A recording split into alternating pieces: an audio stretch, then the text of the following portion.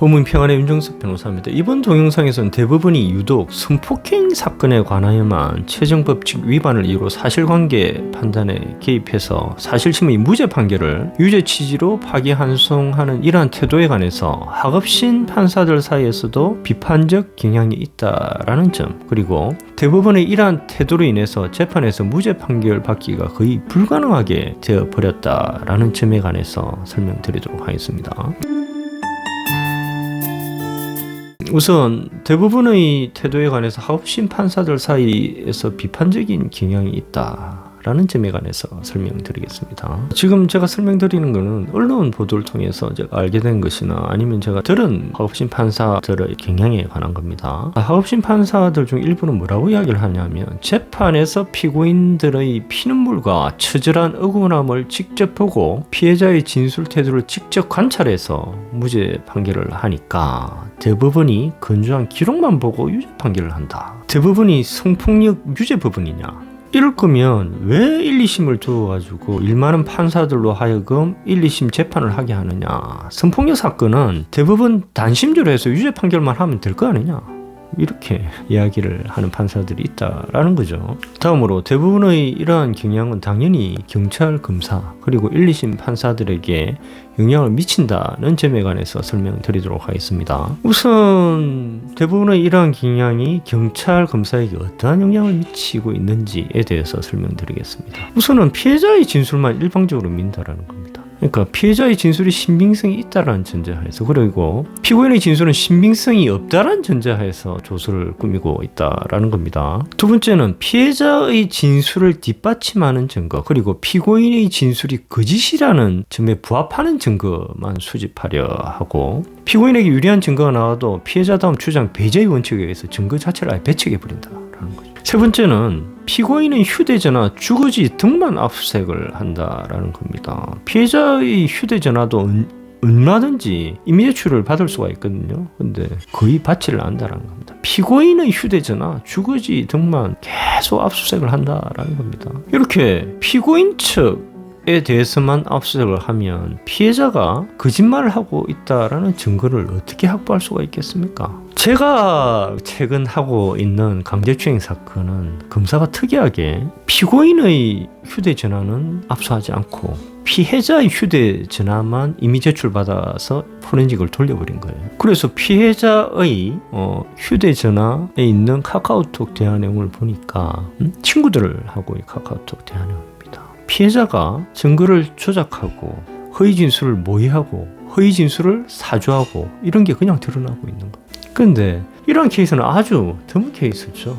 대부분의 경우 피고인 측 휴대전화, 피고인 측 주거지에 대한 압수수색만 주구장창하고 있다라는 겁니다. 네 번째는 중간간 등 사건에서 모텔 가기 직전의 술집, 모텔 카운터, 엘리베이터 CCTV 확인, 모텔 직원 등에 대한 조사를 해태하는 경우가 많다라는 겁니다. 대부분의 경우 경찰분들이 이에 대해서 조사를 해요. 그런데 종종 이에 대해서 해태하는 경우가 있다라는 겁니다. 그러면 어떻게 하느냐? 피고인이 뛰어다니면서 모텔 직원들 진술, 증거 수집하고 경찰에게 엘리베이터 CCTV 확인 좀 해주세요. 그 술집 CCTV 확인 좀 해주세요. 이렇게 이야기를 하고 다닌다라는 겁니다. CCTV 확인하고 모텔 직원 등에 대해서 제대로 수사만 하였던 피고인의 무죄가 밝혀질 수 있는 사안인 경우에도 수사기관이 이러한 증거 수집 혜택으로 손해를 입는다 하더라도 재판에서 판사는 이에 관해서 전혀 고려도 하지 않는다라는 겁니다. 그리고 고소인의 허위 진술 동기 자체에 대해서 조사를 안 하죠. 그리고 고소인 검색도 거부를 하고 있습니다. 여섯 번째로 무죄 추정의 원칙상 애매하면 불기소해야 되잖아요. 근데 합의가 되지 않으면 애매하면 기소해버린다라는 겁니다. 그리고 대부분의 이러한 경향이 1, 2심 판사들에게 미치는 영향에 관해서 살펴보도록 하겠습니다. 첫 번째는 성폭행 사건 기소가 되면 유죄 추정을 해버린다는 겁니다.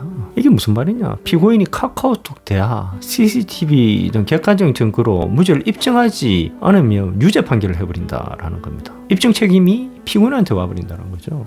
두 번째는 피해자에 대한 증인신문을 제한한다는 거죠. 예를 들면 피해자 진술의 허위를 전제로 허위 진술의 동기를 물으면 제지해버리고요. 그리고 피해자의 성적 취향 등 공사시가 직접적으로 관계되지 않은 질문을 해도 강하게 제지를 합니다. 세 번째는 1심에서 유죄 판결이 선고가 되잖아요. 그럼 2차 가해를 이후 2심에서 피해자를 다시 증인으로 신문하는 것은 거의 불가능에 가깝다라는 겁니다. 2심에서 피해자를 증인 신문하지 못하면 1심 유죄 판결을 분보하는 것은 법리적으로 불가능하다는 것에 대해서는 이전에 여러 번 설명드린 바가 있습니다. 네 번째는 판사가 나서서 피고인 신문을 주도해요. 그러면서 피고인 진술에 현미경 잣대를 들이대면서 피고인의 진술 중에 아주 사소한 부분의 모순점을 추궁합니다. 그래서 이를 기초로 유죄 판결을 내리는 경우도 있습니다. 그리고 피해자의 진술 자체가 큰 부분에서 모순이 돼요. 그런데도 피해자가 지속적으로 성폭행 당했다 이렇게 주장하기만 하면 피해자 진술이 주요 부분에서 일관된다 이렇게 판시하고 있다라는 겁니다. 여섯 번째로 예를 들어서 모텔에 성관계 후 피해자 혼자서 귀가할 수 있었음에도 피고인이 차를 타고 귀가한 경우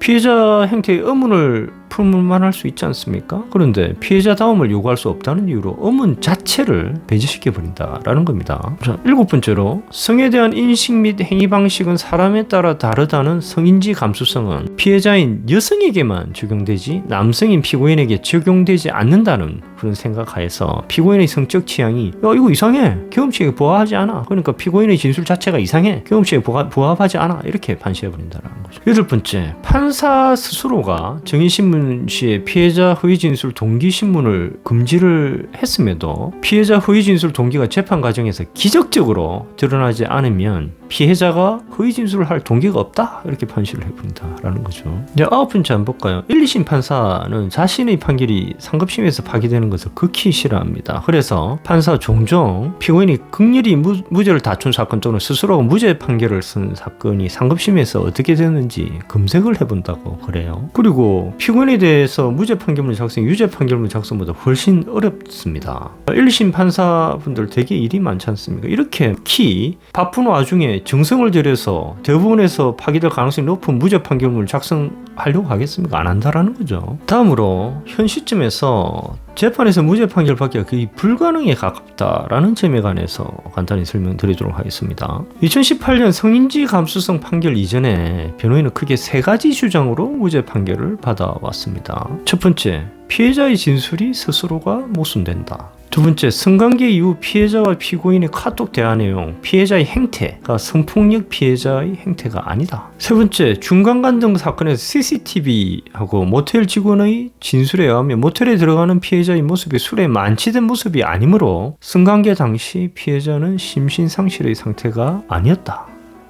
이렇게 세 가지 점을 주요하게 주장을 했고 그것이 받아들여져서 무죄 판결이 났다라는 겁니다. 그런데 2018년 성인지 감수성 판결 이유는 어떻게 되었을까요? 첫 번째, 피해자의 진술이 스스로가 번복되어 모순된다. 이게 어떻게 바뀌었냐 하면 피고인 측이 주장하는 피해자 진술의 모순은 사소한 부분이다. 피해자는 고소 이후 재판까지 일관되게 성폭행을 당했다고 주장하고 있으므로 피해자 진술은 주요 부분에서 일관된다. 이렇게 판시하며 피고인 주장을 배척하고 있다라는 거죠. 두 번째, 성관계 이후 피해자와 피고인의 카톡 대화 내용, 피해자의 행태가 성폭력 피해자의 행태가 아니다라는 주장에 관해서는 피해자다움 주장 배제의 원칙에 의해서 피해자다움에 대한 주장은 그 자체로 채택할 수 없다. 세 번째, 중간간 등 사건의 CCTV와 모텔 직원의 진술에 의하면 모텔에 들어가는 피해자의 모습이 술에 만취된 모습이 아니므로 성관계 당시 피해자는 심신상실의 상태가 아니었다라는 주장에 관해서는 CCTV와 모텔 직원의 진술에 의하면 피해자가 모텔에 들어갈 당시 만취한 상태가 아니라고 하더라도 피해자가 정신 기능의 장애로 인해서 성적 행위에 대한 정상적인 판단능이 없는 상태였을 수도 있다.